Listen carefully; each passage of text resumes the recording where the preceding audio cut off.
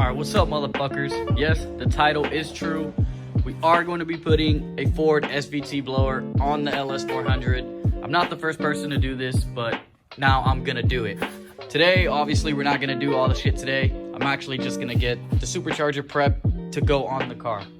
So let's just talk about the setup a little bit. It's gonna be a non-intercooled setup. I'm getting a custom manifold plate from Elite Performance or some shit like that. Elite, I'll put a link in the description so you guys can go get that shit too.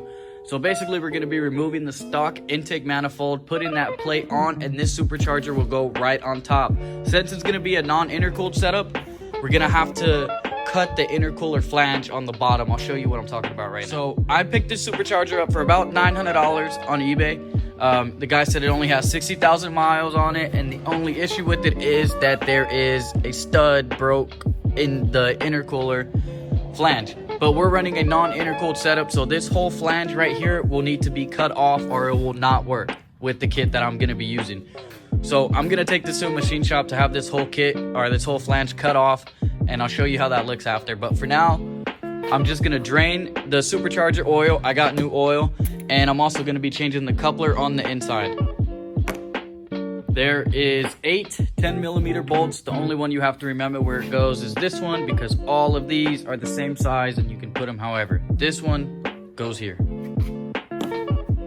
All right, I finally got the coupler off, or the fucking snout off. I'm gonna get all the fluid out of this and get all the fluid out of that. Here is the stock coupler. You see it has these little things right there. So this one is a bit thicker to make up for that, and this one is also made of better material, so it won't ovalize and have play in it.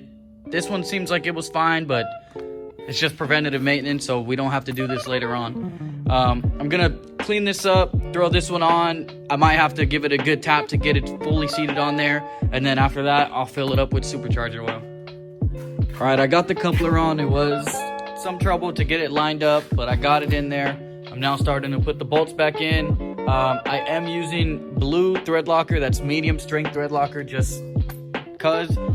I read online the torque specs for this are kind of everywhere, but I kept seeing a lot of 15, 16, and 23.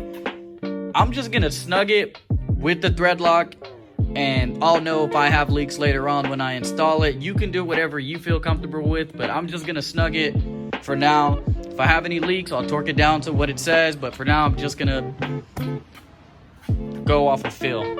So, good luck with whatever you choose.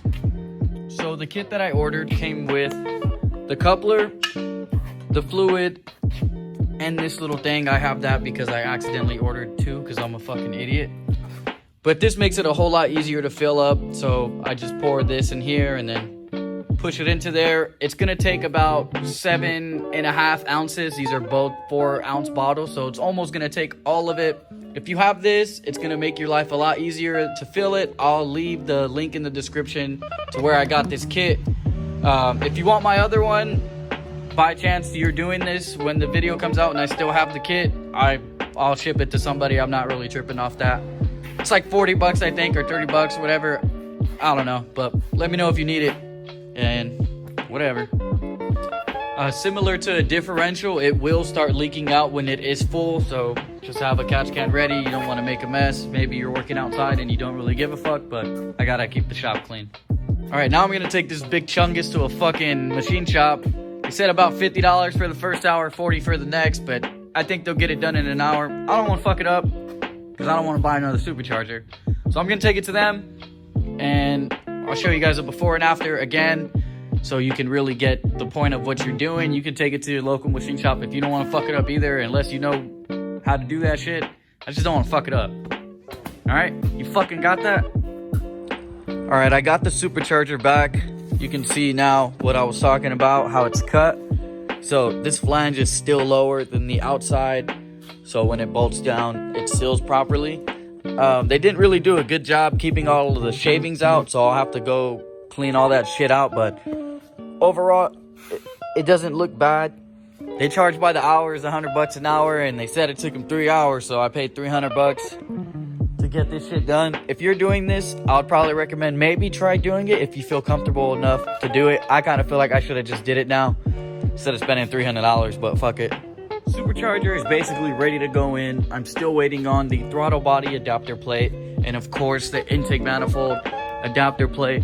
I'm also waiting on a bunch of front end suspension parts. Won't be making a video on that, but just some basic maintenance that needed to be done.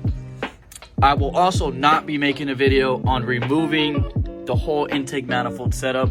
Maybe later on in the future I will, but I don't want to make a video on it this time around because I just want to rip this shit apart and be ready to move on. So with that being said, I probably will drop the car back down on the ground. I am missing some suspension components right now, but I don't think that'll be a problem, just so I'm more comfortably to work. I'm gonna rip all this out. Maybe I'll do a little time lapse or something like that.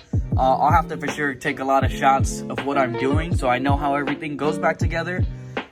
But for now, I'm just gonna get to it.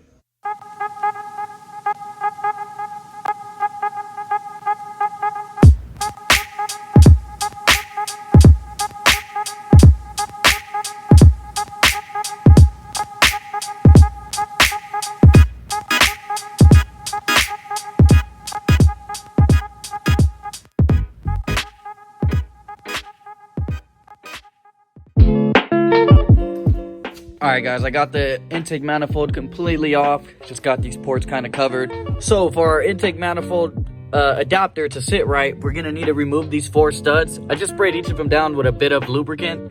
And then I've just got some vice grips to get them right off. It actually works pretty good. It's kind of hard to get to the ones in the back, so maybe you want to start with those first.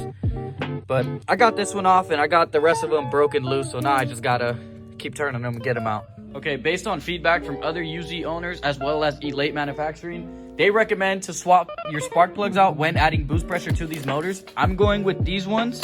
Here's the part number. I'll also put a link in the description so you can order them. I ordered mine online.